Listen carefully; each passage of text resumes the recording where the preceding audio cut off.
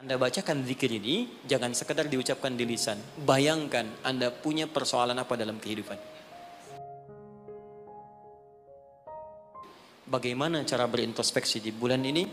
Maka diturunkanlah oleh Nabi cara-cara berintrospeksi dengan 3 pendekatan utama. Ada 3 lafadznya, ini saya ajarkan yang paling ringan saja.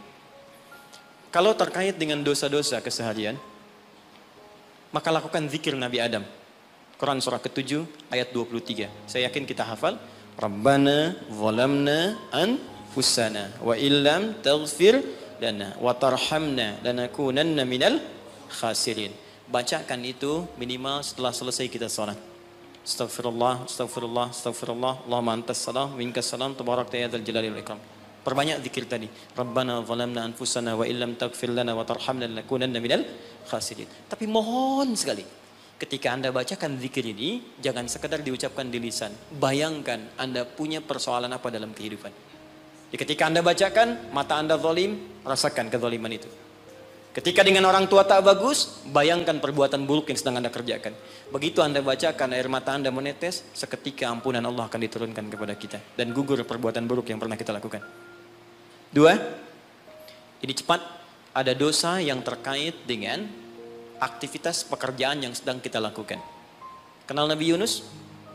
Bagus. Nabi Yunus itu kan berdakwah, bekerja, beraktivitas. Cuma sayang dalam pekerjaan itu tantangannya begitu tinggi. Nanti ada lain kali kalau ngaji kesini lagi, jangan ngambil yang jauh-jauh ya, yang Anda butuhkan aja. Ya, ini kan teman-teman ada di dunia pekerjaan. Kenapa Anda nggak mengeluarkan fikih bisnis dalam Al-Quran? Manajemen misalnya bisnis dalam Al-Quran, tentang pekerjaan, itu aja yang dibahas.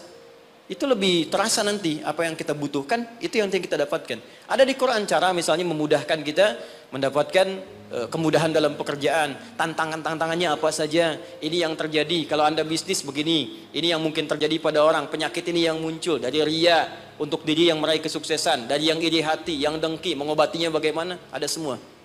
Nah, Nabi Yunus salah satu tipikal yang dicontohkan oleh Allah. Sedang beraktivitas, bekerja, dapat tantangan tidak biasa. Ingat ini ya, kalau tantangannya begitu tinggi, maka lawannya sepadan. Di balik itu Allah ingin menganugerahkan anugerah yang tidak biasa. Karena ujian berat tidak akan diberikan pada orang kecil. Ya, jadi kalau Pertamina misalnya sedang menghadapi ini sesuatu yang besar, tantangan besar, artinya di balik itu ada anugerah besar yang akan dihadapkan kepada Anda. Karena itu ingat baik-baik, dalam konteks ini Al-Quran mengatakan hanya orang-orang besar yang bisa melewati itu. Kadang-kadang di situ akan kelihatan orang yang cuma malas numpang kerja saja akan terlihat. Orang yang butuh tantangan, dia akan dihadapkan pada kesuksesan. Secara singkat, dakwah diusir, masuk ke kapal sampai dilemparkan ke lautan. Ya, jadi dakwahnya diisengi, diusili sampai yang terakhir puncaknya dilempar ke lautan, masuk dalam perut ikan paus.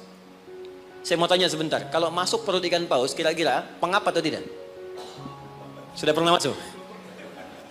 Pengap, gelap, sulit kan? Baik ya? Nah, gambarannya nonton film Pinocchio kelihatan kan?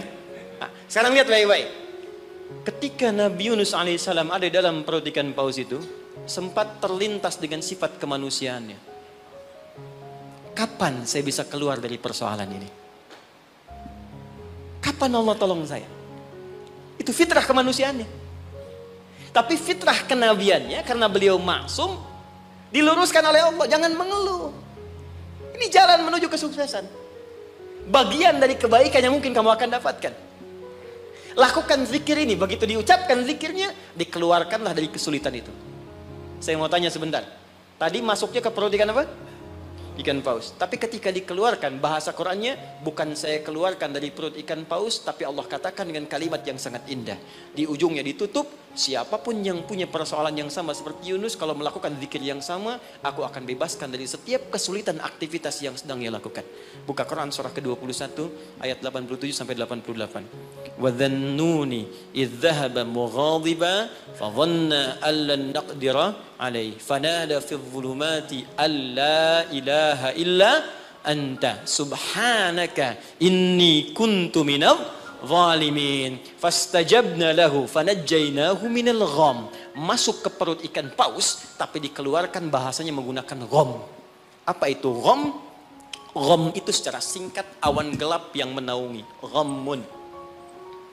orang Arab menggunakan kalimat gham pada setiap peristiwa yang membuat kita gelap, pengap, lelah, capek. Anda yang ngajukan tender, Anda yang dapat proyek diserobot oleh orang lain. Bukankah tiba-tiba merasa lemas? Langsung gelap, padahal matahari begitu terang. Jadi nggak enak makan, jadi lunglai, tiba-tiba stres. Ya, dirawat saja.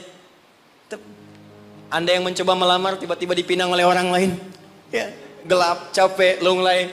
Ya, gelap, itu gham namanya. Jadi, maaf, ada orang yang memang nggak masuk ke perut ikan paus, tapi mengalami peristiwa yang luar biasa. Tantangan besar, jahilin orang, oh, kok mesti saya? Tiba-tiba keluar di lisan, ya Allah, kenapa saya? Saya tahajud, saya puasa juga.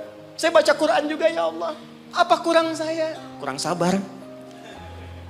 Ya, ternyata kadang-kadang terucap teman-teman sedang kerja, ya, bebannya begitu tinggi. Udah gali-gali, udah tahajud, minyaknya nggak dapet. Ya, atau tiba-tiba sudah dibilang nggak dapet, terus diambil orang gitu. Apa yang harus dikerjakan? Itu pernah terjadi. Kata Allah, lakukan zikir Nabi Yunus alaihissalam. Ada yang salah dalam diri kita. Yang ngatur itu Allah. Jangan mengeluh. Ya, 2 kali lipat motivasi munculkan lagi, petakan lagi, tambah lagi pengetahuannya, kerja lebih maksimal lagi, maka pembukanya dibuka dengan kalimat zikir. Ini yang membebaskan kita dari kesulitan. Jadi kalau Anda sedang praktek, kerja dimanapun, offshore kah itu atau di darat kah, atau ada kesulitan di kantor, bacakan zikir ini.